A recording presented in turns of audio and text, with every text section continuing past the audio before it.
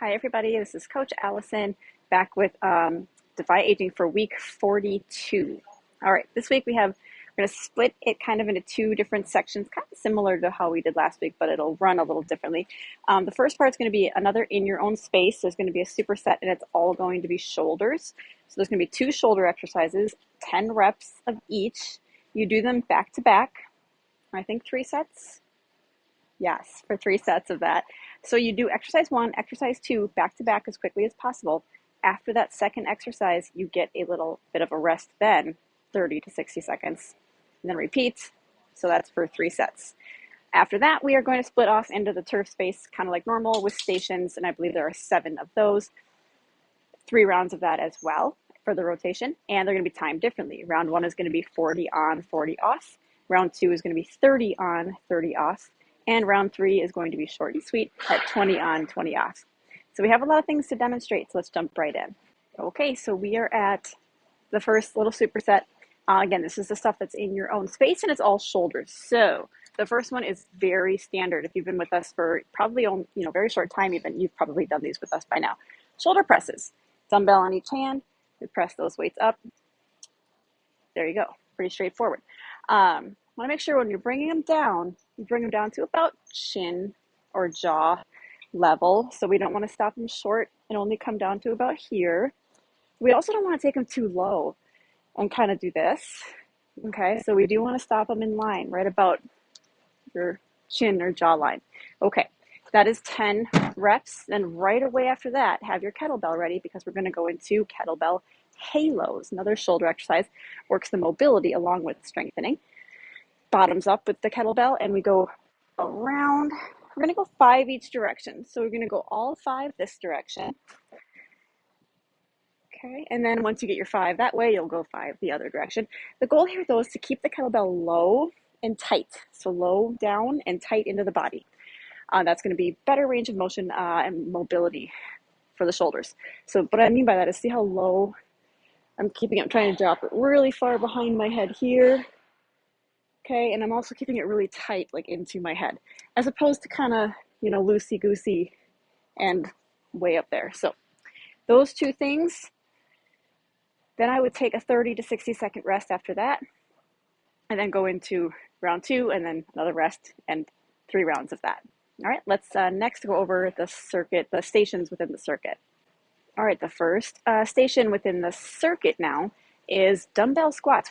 We do a lot of squats, but we actually don't do this variety all that often. So we're going to hit them this week. You have a dumbbell in each hand, and we have normal squat stance, so feet about hip width apart.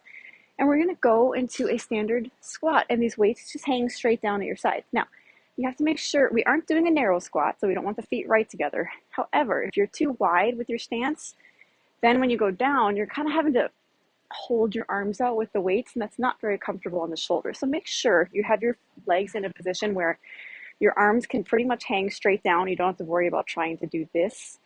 So it might be, and they might graze right along your legs. It might be a tiny bit narrower stance than your standard, and that's just fine. But we want to make sure we're not leaning forward like this. That's actually, I kind of just did it right there. So it is a knee bend, it is a squat. Try to keep this upper chest up like this as opposed to coming down like that. All right, so that is our first station, dumbbell squats. Station 2 is a back exercise. It's the wide row. You might even be able to use the same weights you just used for your squats, but we'll have a nice plethora of weights scattered around each station, so it doesn't matter. But the wide row, we've done this before as well. Standard row, we would keep those palms turned in like this, neutral grip. Now for the wide row, we turn the palms like this, so palms are facing back, and we actually do want to flare those elbows out wide. We're in that hinge body position, so we're in about a 45-degree fold forward.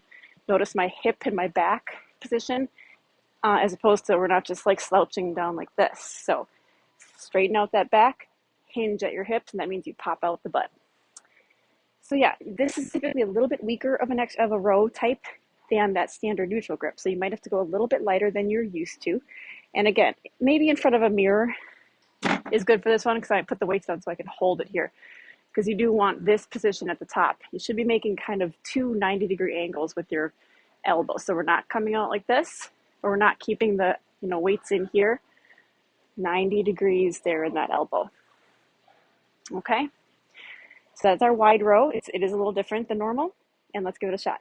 All right, we have a battle rope station. So we're gonna do little mini waves this week. So typically we want to go for like a big range of motion, big arms, kind of getting the back and the whole body into it. For mini waves, we are purposely doing small, tiny little movements. So you'll feel mostly just arm. This has less of like the shoulders and back and upper body involved. Okay, so it'll look like this. Little tiny baby waves. See, I'm really just bending at my elbow as opposed to, big like this. I'm gonna let you decide if you want to do like alternating like I just was, or double. It doesn't matter. We're going for 3 rounds, so maybe do, mix and match. But either way, the arm movement is kind of the same. So that's our battle rope mini waves. Next station is a reverse lunge, but it'll be a little different than normal. We've done all sorts of things. We've done goblet, we've done like overhead.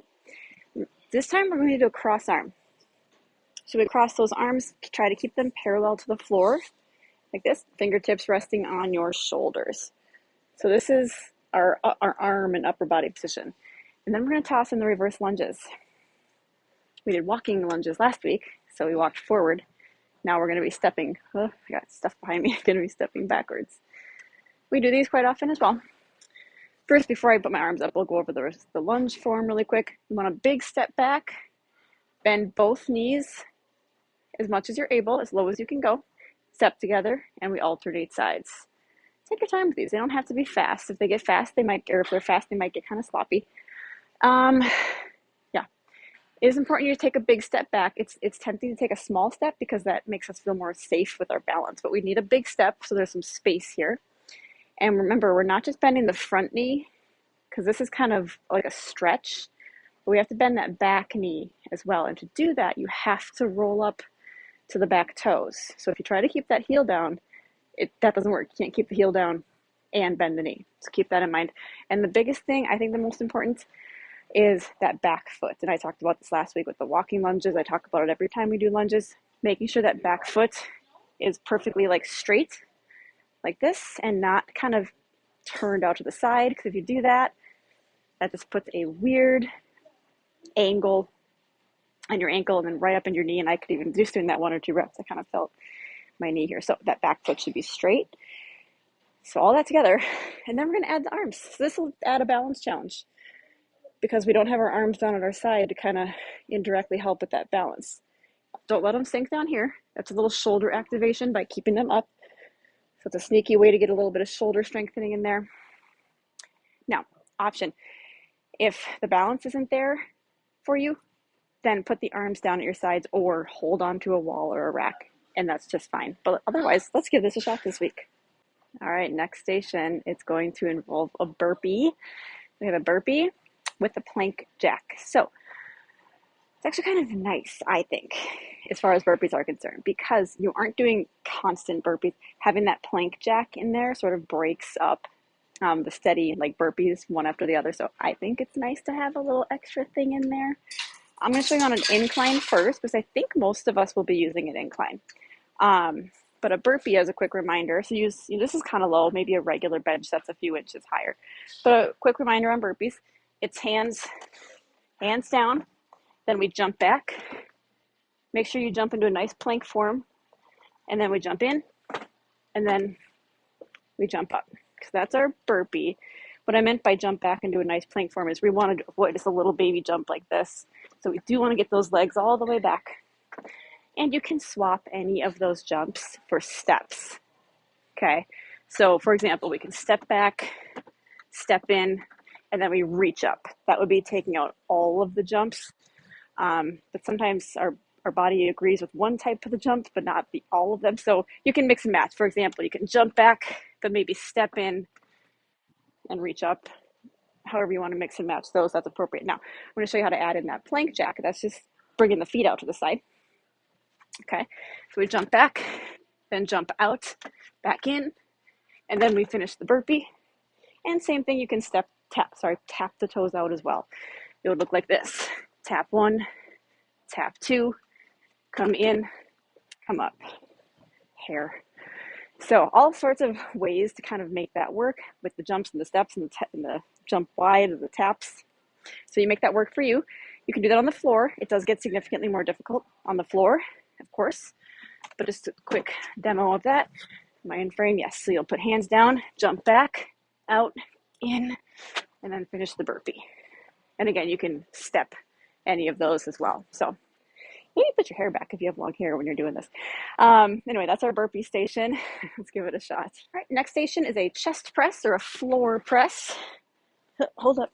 So we need 2 weights. I went down too fast because I want to remind you how to lay back with the weights for this. So you want to start the weights kind of on your thighs and then lay back. What we want to avoid, and I have light enough weights for myself that this isn't going to injure me, so I can demo. What you want to avoid is lying down and then kind of like grabbing one weight, but then you have to use just the other arm to grab the other, and that's just not ideal. So please do it the first way I showed you. Bend your knees for some leverage and to support your lower back. And then we do this quite often as well. Lots of different varieties, but this week we're going to do both arms together. Yeah, nice, slow and steady. Try to tap the arm to the floor at the bottom, but we don't want to like rest between each rep. There's a big difference there because when you rest, you're taking the contraction off of the muscle between each rep. We don't want to do it. We want to keep the muscle contracted. When you tap the floor but go right back up, that's just indicating that you're getting a really good range of motion. So you know you're getting all the way down. But again, it's just like a tap and then a lift. It's not a tap and like rest. Anyone who is unable to get to the floor, we can have an incline bench at the station as well. And you do that same thing, but you're reclined kind of, it would be like an angle like this. You're reclined on an incline bench. Or there's also, I'm not going to demo it, but coaches will demo it if they need to. Hook up a band to the racks behind you and do a chest press with the resistance band. There's lots of options for that one. But anyway, that's going to be our main chest exercise for the week. Let's give it a try. Final station is jumping jacks. Hardly needs any introduction, right? Standard jumps. Make sure you're getting big arm swings and big legs. So we're trying to avoid kind of like the little, that. If impact is not an option for us, what we do is a step jack. And I do want you to take a full step left and right, up, down, as opposed to tapping. This is okay too. However, you get a lot more just overall movement when you do like the full steps. And we want to get as much movement as we can. That's kind of the purpose of exercising. So I recommend taking that full step left and right if you are doing the modified version, but jumping jacks is our final station. All right, and team builder or / finisher is going to be shuffle killers. Now, traditional killers are running or jogging or whatever, what have you, to a certain point and then back and then farther and then back and then farther and back. We're going to do that same concept, but with shuffles instead of running or jogging. So I don't know how much I can get. So I use the dumbbell, not a great idea. Use a kettlebell because they don't tip as easily, or if your club has cones, use cones. That's going to be ideal. We don't have cones at this gym. So I set up one in the middle of the turf, and then I didn't set up another one down there just because I'm lazy, but there would be one at the far end too. What we do is we shuffle to the first one, tap it, shuffle back, and then shuffle to the long one, tap it, and come back. So quick demo here. I know I'm going to start out of frame. Remember, shuffles have a soft bend in the knee. Okay, I'm going to tap this and come back to my starting point. Now I'm going to go all the way down. I would tap this one. And, there. So if you have space for 3 markers, that's great. Do 3 if your turf space is smaller and you only have 2, whatever. And let the coaches decide how they want to run this. Have everyone just go through it once or go for 2 minutes and however many rounds people get in. I don't know. I'm going to let that be up to them. But just keep that shuffle form in mind. It is like kind of a half squat. So we're not just kind of like, again, we never slouch.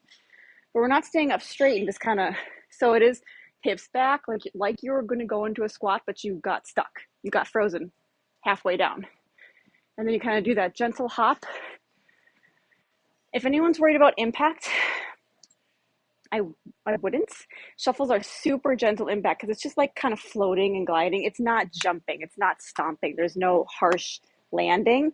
But if there is any issue, we're going to take it to a step, a wide step. And when it's your turn, just be a little slower, and that's fine because you're taking the steps instead of sort of doing the more speedy version. That is totally fine. Anyways, Shuffle Killers is the team builder finisher for the week. Okay, that's week 42. Hope everybody likes these exercises and this workout. See you back next week.